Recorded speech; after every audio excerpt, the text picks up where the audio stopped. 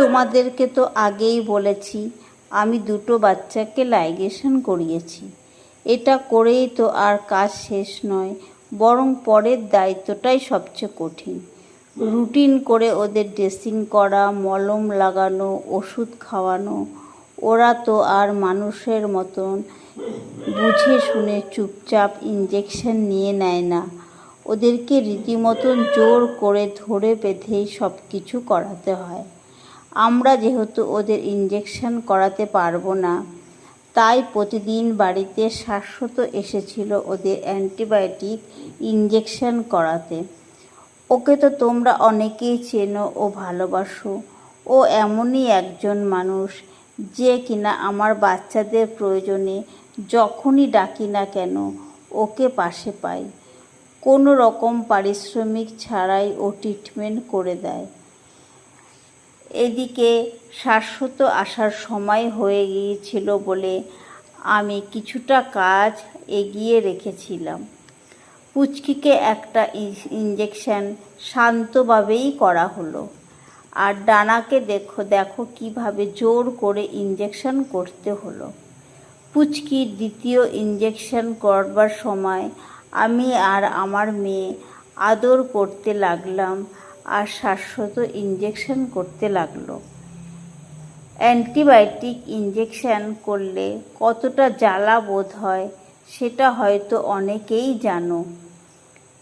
যাই হোক, আমার যেটা উদ্দেশ্য আমি সেটা করতে পেরে আমার ভীষণই ভালো লাগছিল।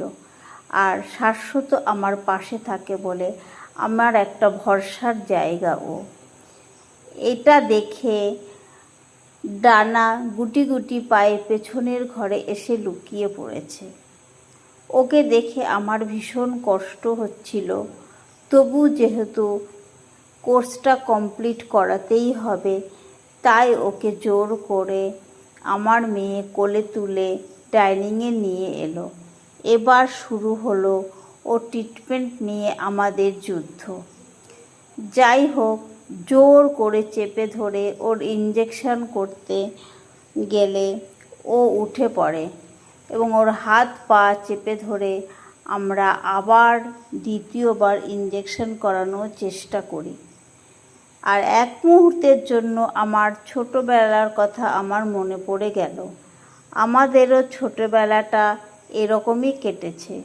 ইঞ্জেকশনের কথা শুনলে আমরাও এরকম ভয় পেতাম ও পালিয়ে যাবার চেষ্টা করতাম। যাই হোক, যেহেতু ইঞ্জেকশন করাতেই হবে, তাই ধরে বেঁধে মুখ বেঁধে সবাই মিলে চেপে ধরে ওর ইঞ্জেকশন কমপ্লিট করানো হলো। আর বাকি কাজটা আমিই করে নিলাম। ইতিমধ্যে গরম জল করে পুচকিকে তুলে নিয়ে আসা হলো। আমি ভীষণই কষ্ট করছিলাম আর ওদের পেছনের পরিশ্রমটা আমার খুবই হচ্ছিল।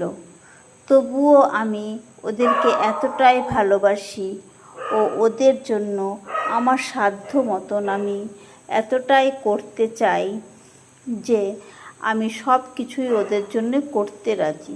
এভাবেই যদি তোমরা আমার পাশে থাকো। তো পুচকিকে আমি গরম জলে বেটাডাইন মিশিয়ে ক্ষত জায়গাটা পরিষ্কার করে টি-ব্যাগড মলম লাগিয়ে দিলাম। যেহেতু আমি একা একা সব কিছু করাচ্ছিলাম আর শাশ্বত অন্য একটা জায়গায় ও ট্রিটমেন্টের দরকার ছিল বলে ও বেরিয়ে গেল আর পুচকি শান্তভাবে সব কিছু করিয়ে নিল। এদিকে পান্তু তো ভয়ে আবার আমার মেয়েকে জড়িয়ে ধরে শুয়ে পড়েছে।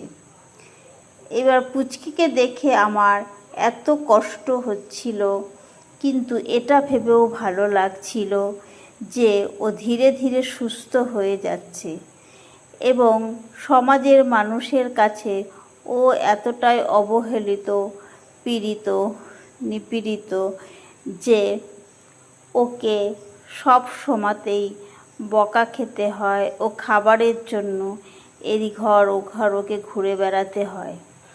আমি যতই দিই না কেন তবুও এটা তো ওদের স্বভাব, তোমরা তো জেনেই থাকবে। পুচকি যেহেতু অনেকটাই সুস্থ হয়ে গেছে ও অ্যান্টিবায়োটিকের কোর্স কমপ্লিট হয়ে গেছে, তাই ওকে বাইরে ছেড়ে দিলাম।